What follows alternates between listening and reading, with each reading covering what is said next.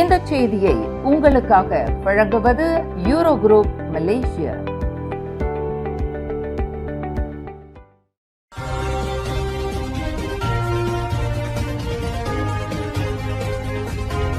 வணக்கம். திசைகளின் 5 மணி செய்திகள். கிள்ளான் எண்ணெய் நிலையத்தில் மீண்டும் துப்பாக்கிச் சூடு சம்பவம். கிள்ளான் வட்டாரத்தில் உள்ள ஒரு எண்ணெய் நிலையத்தில் மற்றொரு துப்பாக்கிச் சூடு சம்பவம் நடந்துள்ளதாக நம்பப்படுகிறது. அந்த துப்பாக்கிச் சூட்டு சம்பவம் தொடர்பான காணொளி தற்போது சமூக ஊடகங்களில் வைரலாகி வருகிறது. 1 நிமிடம் 17 வினாடிகள் ஓடக்கூடிய அந்த காணொளி சம்பவம் நடந்த இடத்தில் இருந்த பொதுமக்களில் ஒருவரால் பதிவு செய்யப்பட்டதாகும். அதில் தப்பி ஓட முயன்றதாக நம்பப்படும் ஒரு கார் அங்கிருந்த பொதுமக்களில் ஒருவரால் தடுத்து நிறுத்த முயற்சிக்கப்படுவதை காட்டுகிறது.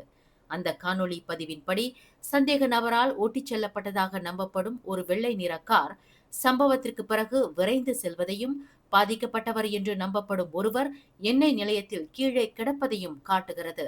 அவ்விடத்தில் கண்டுபிடிக்கப்பட்ட தோட்டா அல்லது அதன் உரை என்று நம்பப்படும் ஒரு பொருள் கீழே கிடப்பதை அந்த காணொளி சித்தரிக்கிறது. தவிர கீழே கிடக்கும் நபரின் நிலை குறித்து அறிய பொதுமக்கள் முயற்சிப்பதையும் காண முடிகிறது. இதனிடையே தென்கிள்ளான் மாவட்ட போலீஸ் தலைவர் ஏசிபி ரம்லி காசாவை தொடர்பு கொண்ட போது இந்த சம்பவம் தொடர்பாக ஓர் அதிகாரப்பூர்வ அறிக்கை வெளியிடப்படும் என்றார். கொலகிலான் பண்டமரான் கம்போங் பாப்பான் குடியிருப்பு பகுதியில் வீடுகள் உடைக்கப்படும் நடவடிக்கைக்கு தங்களின் எதிர்ப்பை தெரிவித்த 9 பேர் கைது செய்யப்பட்டுள்ளனர். கைது செய்யப்பட்டவர்களில் PSM கட்சியின் துணைத் தலைவர் அருட்செல்வன், அரசு சாரா இயக்கத்தை சேர்ந்த மைத்ரியர், கம்போங் பாப்பான் குடியிருப்பாளர் ஒருவர் உட்பட 9 பேர் கைது செய்யப்பட்டுள்ளனர் என்று ஸ்வாரா மனித உரிமை அமைப்பைச் சேர்ந்த ஜெனல் தான் தெரிவித்தார். இச்சம்பவத்தில் கைது செய்யப்பட்டுள்ள அருட்செல்வம் மற்றும் இதர 2 நபர்கள் ஒரு நாள் தடுப்பு காவலில் வைப்பதற்கு போலீசார் நேற்று நீதிமன்ற அனுமதியை பெற்றுள்ளதாக அவர் குறிப்பிட்டார்.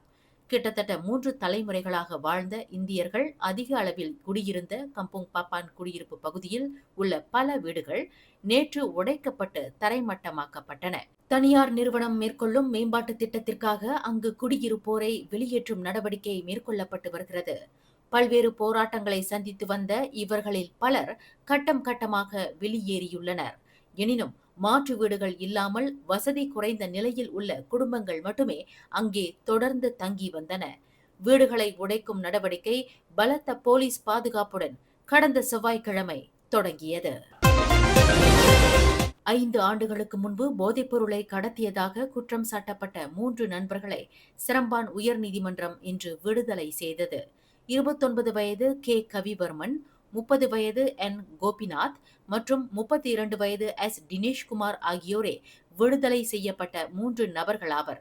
அந்த 3 நபர்களுக்கு எதிரான குற்றச்சாட்டை நிரூபிப்பதில் பிராசிகியூஷன் தவறிவிட்டதாக நீதிபதி ரொஹானி இஸ்மாயில் தமது தீர்ப்பில் தெரிவித்தார். இதன் தொடர்பில் குற்றம் சாட்டப்பட்ட 3 நபர்களையும் எதிர்வாதம் புரிய அழைக்கப்படாமலேயே நீதிமன்றம் விடுதலை செய்வதாக ரொஹானி இஸ்மாயில் தமது தீர்ப்பில் குறிப்பிட்டார். கவிவர்மன், கோபிநாத் மற்றும் தினேஷ்குமார் ஆகியோர் கடந்த 2020ஆம் ஆண்டு ஜூலை 3ஆம் தேதி பிற்பகல் 2:30 மணியளவில் சிரம்பான் அருகில் டத்தாரான் சென்ட்ரலில் 227 கிராம் எடை கொண்ட போதைப்பொருளை கடத்தியதாக குற்றம் சாட்டப்பட்டிருந்தனர். கூடியபட்சம் 40 ஆண்டு சிறை மற்றும் பிறம்படி தண்டனை விதிக்க வகை செய்யும் 1952ஆம் ஆண்டு அபாயகர போதைப்பொருள் சட்டத்தின் கீழ் மூவரும் குற்றச்சாட்டை எதிர்நோக்கி இருந்தனர். டத்தோ ஸ்ரீ தங்கு ஜஃப்ருல் தங்கு அப்துல் அசீஸ் முதலீடு, வர்த்தகம் மற்றும் தொழில்துறை அமைச்சர் பதவியை வகிப்பதற்கான இறுதி நாள் வரும் டிசம்பர் 2ஆம் தேதியாகும். அமைச்சர் பதவியை வகிப்பதற்கு தங்கு ஜஃப்ருலுக்கு வாகனமாக அமைந்த செனட்டர் பதவி காலம் டிசம்பர் 2ஆம் தேதியுடன் முடிவடைகிறது. நாடாளுமன்ற மேலவையில் ஒருவர் செனட்டர் பதவி வகிப்பதற்கு ஒரு தவணைக்கு 3 ஆண்டு காலம் அனுமதிக்கப்படுகிறது. ஒருவர் மற்றொரு தவணையும் செனட்டர் பதவியை வகிப்பதற்கு மேலவை சட்டம் அனுமதிக்கிறது.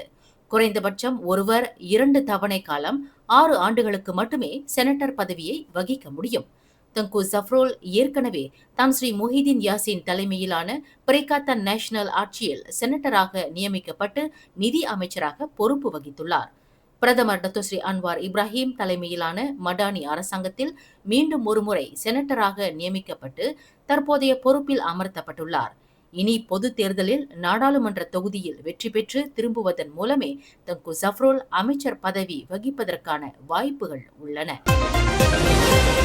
ஜொஹூர் மாநில அரசு ஊழியர்கள் அடுத்த மாதம் போனஸ் தொகையாக 2 மாத சம்பளத்தை பெறுவர் என்று மந்திரி பசார் டத்து ஆன் ஆபீஸ் கசி இன்று அறிவித்துள்ளார். ஜொஹூர் மாநிலத்திற்கும் மக்களுக்கும் தங்கள் கடமையை நிறைவேற்றுவதில் பொது சேவை ஊழியர்கள் கொண்டிருந்த கடப்பாட்டின் காரணமாக மாநிலத்தில் உள்ள 17,454 ஊழியர்கள் 2 மாத சம்பளத்தை போனஸ் தொகையாக பெறுவர் என்று அவர் அறிவித்துள்ளார். ஜொஹூர் மாநில அரசாங்கத்தின் பொறுப்பின் கீழ் உள்ள கூட்டரசு பொது சேவை ஊழியர்களும் இந்த சிறப்பு நிதி உதவியை பெறுவர் என்று கொத்த இஸ்கண்டாரில் 2026 ஆண்டுக்கான ஜொஹூர் மாநில 2026 ஆண்டுக்கான பட்ஜெட்டை இன்று தாக்கல் செய்து உரையாற்றுகையில் டத்து ஆன் ஆபீஸ் இதனை தெரிவித்தார். தனது சகோதரியின் காதலனை நீண்ட கத்தியினால் தாக்கி காயம் விளைவித்த குற்றத்திற்காக முடித்திருத்தும் பணியாளர் ஒருவருக்கு சிரம்பான் செஷன்ஸ் நீதிமன்றம் இன்று 3 ஆண்டு சிறை தண்டனை விதித்தது. எஸ் கோகுலன் என்ற அந்த முடித்திருத்தும் பணியாளருக்கு எதிரான குற்றச்சாட்டை சந்தேகத்திற்கு இடமின்றி ப்ராசிக்யூஷன் தரப்பினர் வெற்றிகரமாக நிரூபித்துள்ளனர் என்று நீதிபதி மியா சுலைமான் அமர் தர்மிசி தமது தீர்ப்பில் தெரிவித்தார்.